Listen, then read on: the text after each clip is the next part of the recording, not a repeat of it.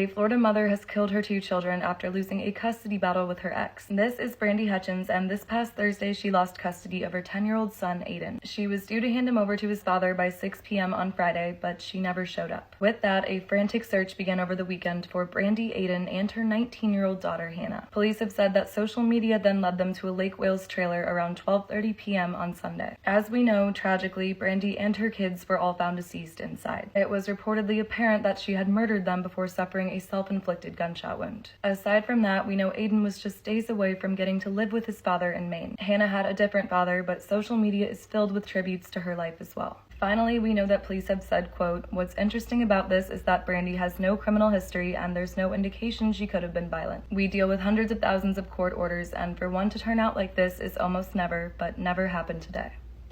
3 young brothers have tragically been killed by their own father. Around 4 p.m. on Thursday, police in New Richmond, Ohio received 2 alarming phone calls. One from a mother screaming that her babies had been shot, and another reporting a little girl running down the street yelling that her father was killing everyone. When police got to the scene, they found 3 boys, aged 3, 4, and 7, all deceased from gunshot wounds. Medics, quote, "attempted to perform CPR and then held the children knowing there was nothing more they could do." Horribly, we now know that Chad Dorman had lined his 3 sons up in the yard and executed them with a rifle. One of them actually tried to run away into a field, but Chad, quote, "hunted him down, brought him back to the house, and killed him." As for Chad's wife, she suffered a gunshot wound to the hand while trying to save her kids. It was his stepdaughter who was running down the street, but thankfully police have confirmed she is safe. So Chad was seen in court on Friday, where it was revealed that he has already admitted to both planning and carrying out the murders. He's being held on a $20 million bond, with the state saying they cannot think of a person who poses a greater threat to their community. That Chad was his son's entire world, and he executed them in cold blood. As of today, a preliminary hearing in the case is scheduled for June 26. Prosecutors promise they're reviewing all possible charges and that they will do all they can to ensure the defendant never sees the light of day. Everyone should know about what has happened to Rachel Morin. Rachel was a mom of 5, last seen on Saturday when she left for her usual hike on the Ma and Pa Trail. At 11:20 p.m., when she still hadn't returned, her boyfriend Richard reported her missing. Come search efforts on Sunday, Rachel's car was tragically found still at the trailhead. And then around 1 p.m., a volunteer searcher found her body in the woods. According to local police, they have no video footage from the parking lot that night. They say this was a part of Rachel's normal exercise routine and, quote, "It could be someone who came to learn that routine and knew where she might be, or it could be a random attack." Aside from that, we know that Rachel started dating her new boyfriend just about a week ago. He has since taken to Facebook to announce that while he has a criminal past, he would never hurt Rachel. And this criminal past actually consists of 26 prior convictions. Charges like second-degree assaults, violating restraining orders, malicious destruction of property, resisting arrest, being a fugitive from justice, and drug possession. Regardless, right now police are adamant that they don't have any suspects. And if you saw my post in May on Lauren Heike, you know this could be horribly similar. She was found murdered on a Phoenix hiking trail after being attacked by a complete stranger. If you would like to donate in Rachel's name, all proceeds will go towards her service and then to her 5 children. The family is experiencing back-to-back losses following the passing of her baby niece just last week. A 5-year-old girl has been killed at a homeless camp after being kicked out of her family's home. Last Monday, authorities responded to a 911 call for an injured girl at a Topeka gas station. They were at the scene in less than 2 minutes, but tragically, Zoe Felix was pronounced deceased at 6:39 p.m. It was reportedly clear she had been assaulted and murdered, with the investigation immediately moving over to a nearby field or homeless camp. As we now know, just a few weeks ago, the 5-year-old was kicked out by her mother. So were other family members and a family friend named Michael Cherry, who Zoe was then forced to live with in a tent at the camp. Michael ultimately took her life there and has since been charged with her murder. According to Zoe's old neighbors, she wasn't enrolled in school this year, and they had taken care of her needs for food, clothing, and bathing. They contacted CPS countless times about the house being covered in dog feces and having no power, but nothing was done. As for Zoe's mom, she was placed on probation in November after driving under the influence with Zoe in the car and then injuring her in a car accident. Police have responded to 23 calls at her home in the past 2 years, with the most recent being September 5th for a child living without any utilities. It was less than a month before Zoe was killed, and somehow it was decided that all was well. Today, people everywhere are protesting for Zoe, as this couldn't have been more preventable. The GoFundMe has since been disabled, as the funeral home has offered to pay for the service, but there are petitions you can sign in hopes of some justice and accountability in this case. We have a lot of new information on what has happened to the Patel family. If you've been following, you know it was a miracle the Patels survived crashing hundreds of feet off the San Mateo coast. Dharmesh Patel has since pleaded not guilty, with newly released documents revealing his version of what happened. Dharmesh has told investigators that on the morning of January 2nd, his family was driving to Montero, where his brother lives. He went on to say that leading up to the crash, he had already stopped at 3 gas stations because the Tesla dashboard sensors were indicating low pressure. So per Dharmesh's statements, when the family got to the Pacific Coast Highway, the car began to, quote, feel different. He claims that when they went off the cliff, he was actually trying to pull over to check for a flat tire. The thing is, after hours of waiting for rescue, Neha Patel immediately and repeatedly told an officer, quote, he drove off, he's depressed, he's a doctor. He said he was going to drive off the cliff, he drove off on purpose. This completely supports witness testimony and the state's case, arguing that Dharmesh very clearly pulled a U-turn before driving off. We also now know that while recovering in the hospital, Dharmesh was asked about said depression. He said he wasn't really, but was feeling down because times are bad in the world between war and drugs. You may have also heard that Dharmesh's wife doesn't want her husband in jail, but I do want to clarify this statement comes from his attorney. Those actually working the case have said, quote, regardless of whether she is cooperative, we believe we have sufficient evidence to prove the charges beyond a reasonable doubt. So with that, Dharmesh is expected to be seen back in court for a hearing on June 12th. From what I can tell, he's still ordered to have no contact with family, but all of the new information here comes from a 3-page court affidavit released last week.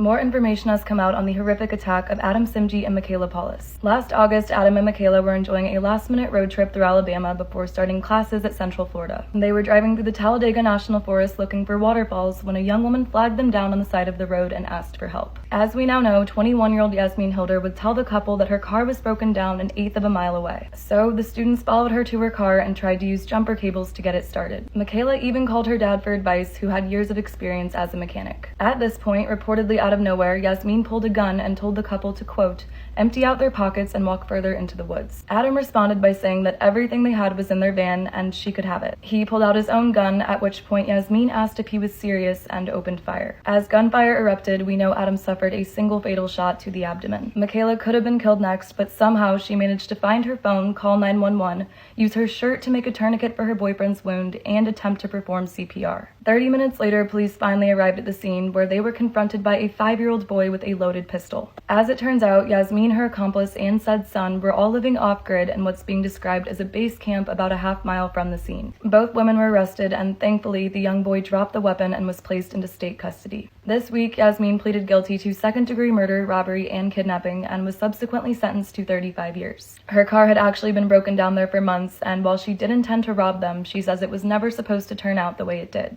Adam is described as being there for anyone and everyone, whether it was helping someone on the side of the road or being there for the people he loved when they needed him most. The GoFundMe for his service has since been closed, but all future donations will go towards Michaela's counseling.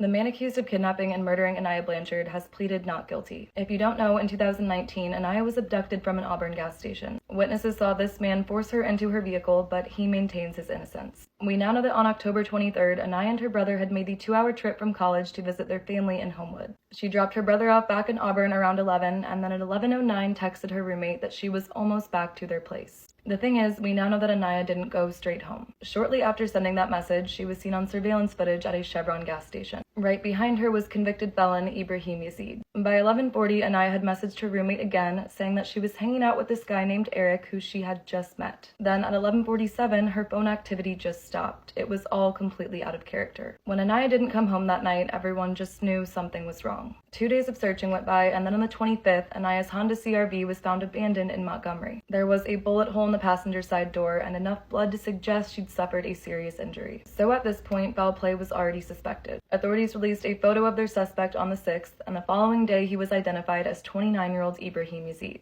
Ibrahim was arrested hiding out in Florida and had just been freed on bond for robbery, kidnapping, and attempted murder. Tragically, it was a few weeks later on the 25th when Anaya's remains were found in Macon County. She died of a single gunshot wound to the head, with prosecutors alleging that she, quote, went for the gun just before she was shot. With this discovery, Ibrahim's charges were upgraded to murder. Again, this man had been released despite trying to kill 2 police officers, shooting a woman in the face, and being convicted of killing another man. Today, Ibrahim pleads not guilty to the murder of 19-year-old Anaya Blanchard. His defense argues that there is no proof the time spent between them was non-consensual. And for those wanting to learn more about Anaya's story or Anaya's law, the link to her foundation will be in my bio. Hammer coined the phrase, "You can't make this stuff up," might have known the story of real-life boogeyman, Albert Fish. A slight elderly man with grey hair, no one suspected the kindly single father of being sadistic child murderer and cannibal. Rachel Del Tondo's former student has been named the prime suspect in her case. If you don't know, in 2018, Rachel was a suspended teacher in Aliquippa, Pennsylvania. On May 13th, she went out for ice cream with a friend, not knowing someone was following her. When Rachel was dropped off at her parents' around 10:45, she was shot 10 times right there in the driveway. But to understand what happened there that night, we have to go back to an incident 2 years before. The reason her millionaire fiancé broke off their engagement and she was suspended from teaching. That winter, in February of 2016, police found Rachel and a 17-year-old student here in a, quote, steamed up parked car just before 2 a.m. Rachel told the responding officer that the high school football star Sheldon Jeter had just needed to talk. She said her fiancé would be angry if he found out, so the officer agreed not to file a report or press any charges. About a year later, in May of 2017, the police chief decided to, quote, file that report in case someone got wind of it. And then suddenly in October, it was leaked to Rachel's boss and the media, all sent in an anonymous email conveniently just days after her fiancé went to the station looking for more information. With that, Rachel was placed on paid suspension pending an investigation by the Department of Education. And within 2 months of said suspension, she got into a serious relationship with Sheldon's older brother, Bolton, the brother of the student she was seen with in that car. So, on the night Rachel was killed, we now know she actually got ice cream with Sheldon and Bolton's third brother. This seemingly did not go over well with Sheldon. You can see he texted his brother just 30 minutes before the murder, insinuating he was mad he wasn't invited. So, for the past 5 years, police have reportedly been building circumstantial evidence against Sheldon. They have GPS data, surveillance footage, and his history of stalking, but they cannot place her on Rachel's driveway that night. As of today, Sheldon is the only suspect in Rachel's case, and he's actually already serving life for the murder of his roommate in 2020. He shot Tyreek 7 times, again after going out for ice cream. Following a new tip, a massive search is underway for Madeleine McCann. If you know the case, you know Madeleine disappeared from her family's Portugal vacation home in May of 2007. Then, in 2022, authorities officially named Christian Breckner as a suspect in the case. On Monday morning, it was announced that based on a new tip, a renewed search will be carried out for Madeleine at a reservoir about 30 miles from her resort. This is reportedly a place that Christian used to visit, and with that, more information has come out about what he was doing when Madeleine disappeared. We now know that at 18, Christian moved himself and his girlfriend to Portugal to escape charges relating to the abuse of a child. He eventually returned to Germany to face said charges, but in 2005 was back and breaking into local vacation homes. So in that year before Madeleine's case, Christian broke into this vacation home belonging to a 72-year-old American woman. There, he assaulted and tortured her, all just minutes away from where Madeleine would go on to disappear. So come 2007, Madeleine is missing, and Christian is living in a camper van about a mile away. At this point, I think it was already clear that he was targeting vulnerable people, young or old, along with vacation homes. And as you can see, Madeleine was without supervision at an outmost unit on a busy street. Following Madeleine's disappearance, Christian conveniently rushed back to Germany and ran a kiosk next to a kindergarten for several years. Then, in 2015, he once again found himself in the vicinity of a missing girl. That year, Inga Garrick, dubbed the German Madeleine McCann, disappeared from a family barbecue. Again, conveniently, Christian Breckner was living in an abandoned factory just miles away. When police searched this property, they found thousands of horrific flash drives buried with Christian's pet dog. That being said, they didn't find any physical evidence linking him to Madeleine or Inga's case. It seems that they have decided to tack on other charges to keep him off the streets as they continue their $16 million investigation. So in regard to the search, it's the first in 8 years and was requested by German authorities where Christian is being held. It's all a bit complicated, but I believe this is because Portugal has a 15-year statute of limitations on murder charges. We finally have updates in the case of 10-year-old Lily Peters. If you've been following, you know the 4th grader was last seen with her cousin, biking home from her aunt's house in Chippewa Falls. It was only a half mile and she'd done it many times before, but when she didn't make it back, her dad reported her missing. We now know that on April 24th, Lily's 14-year-old cousin had already planned to assault and kill her. According to Carson himself, he was riding his hoverboard alongside Lily when he persuaded her to leave the trail and explore the surrounding woods. He says that after she agreed, he punched her to the ground, hit her with a stick, and then strangled her until she was no longer alive. He then assaulted her and fled the area. Now from here, Carson reportedly went back to his mom's, which to clarify is Lily's aunt's house where she was last seen. He reportedly took a shower and changed his clothes and then learned that his cousin had been reported missing. He actually went back to the crime scene to hide her better, but by 9 a.m. a searcher found her body. With Carson's arrest, his family has maintained that he became depressed after his dad went to prison for possessing horribly explicit material. This is actually a letter his dad wrote to a judge requesting unsupervised visits, stating that his son is the best part of him. Last month, there was a 3-day hearing where the defense presented their case for Carson to be moved to a juvenile facility instead of being tried as an adult. They called 3 witnesses to the stand, including a professor who testified that Carson, quote, has no history of aggressive behavior, but in adolescence came into a crisis period that led to homicide. He says this one group can recover relatively quickly because in their 20s, they overcome said adolescent crisis. They also brought in the psychology director at the Wisconsin Department of Corrections, who testified that Carson wouldn't have access to the therapeutic support he needs at an adult facility. She explained that out of the 10,000 patients on their mental health caseload, they have just 140 physicians. With that, we know that the state didn't call any witnesses to the stand. May Lily hopefully get the justice she deserves, with the judge indicating he will rule on the motion no later than January 8th, 2024.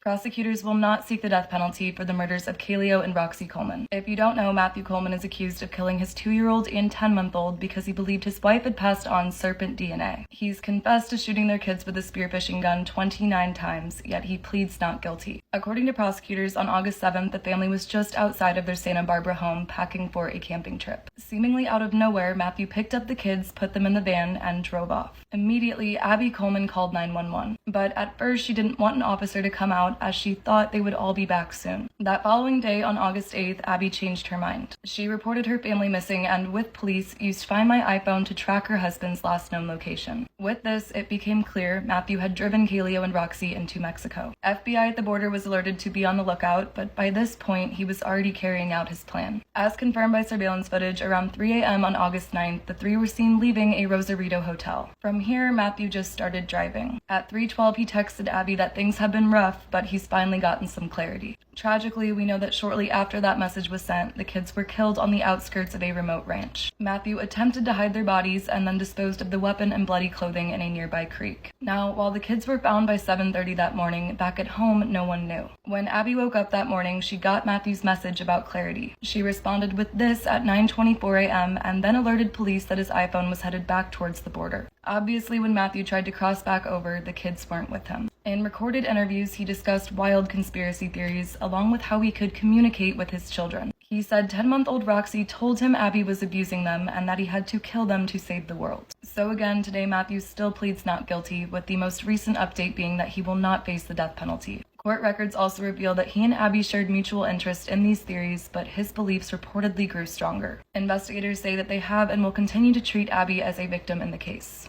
Sometimes true for stranger than fiction. The case of Richard Trenton Chase is a story which even the most depraved horror writer would struggle to create. Over the course of 4 weeks spanning across 1977 and 1978, Richard Chase took the lives of 6 innocent victims in Sacramento, California. His murders gradually progressed in violence, beginning with drive-by shootings and culminating in acts of cannibalism. Connor Gibson has officially been sentenced for the murder of his younger sister. Amber and her brother were placed into the same foster family at 3 and 5, but even then, it was clearly weren't a good mix. Their foster parents actually feared them being alone together, and so at 14, she had to move into a children's home. As the court heard, Amber was so excited on November 26th when Connor called the house and asked if she could hang out. Staff there encouraged her not to go, but she had also recently been assaulted under their care. She trusted her older brother and ultimately left with him on foot. Now, as confirmed by surveillance footage, the pair was seen walking over the bridge of a local woodland at 9:57 p.m. But nearly 2 hours later, you can see Connor walked back over that same bridge alone. He then paused for a moment over a fence as if to catch his breath and began to send a series of disturbing Snapchats. 1 to 5 friends to say he seriously needed help with something, and another to Amber herself asking if she was okay. Now, by 12:50 that morning, Connor, quote, had returned home looking like he fell in a ditch, but would say he just got into an argument with his sister. He then disposed of his bloody clothing in the yard and at 1:30 messaged his friends again that he'd actually figured everything out. As we know, when Amber didn't return home that Friday night, she was immediately reported missing. And in something I can't even begin to understand, a terrible person found her body. It was a local man by the name of Stephen Corrigan, and instead of contacting police, he assaulted her and re-hid her remains. When police did officially find Amber Sunday morning, it was tragically apparent that she had been beaten, assaulted, and strangled. But even as the news broke, her brother still didn't seem to be worried and posted social media tributes in her name. He went so far as to schedule an interview with the news and only missed it because he had been arrested. This fall, Connor finally went to trial, where it was revealed that he and Amber grew up watching violence from their biological father. The judge took the entirety of his troubled background into consideration, but also the statements of his foster parents and former classmates. They said he, quote, talked about killing people and even threatened to rip the baby out of a pregnant woman's stomach. With that, Connor has officially been sentenced to life with a minimum of 22 years. But there's also more, as there should be. Stephen Corrigan, the man who found and re-hid Amber's body, has been sentenced to 9 years for assault and attempting to defeat the ends of justice. And Jamie Starr, the man who assaulted Amber while she was staying at that group home, has been sentenced to 10.5 years. Even the kid's biological father has been sentenced to 10 years for a string of assaults going back to when they still lived with him. Whether all of this equals justice, I don't know, as there's no doubt Amber was failed for all of her very short life. Again, Connor has to serve 22 years before he could be eligible for parole.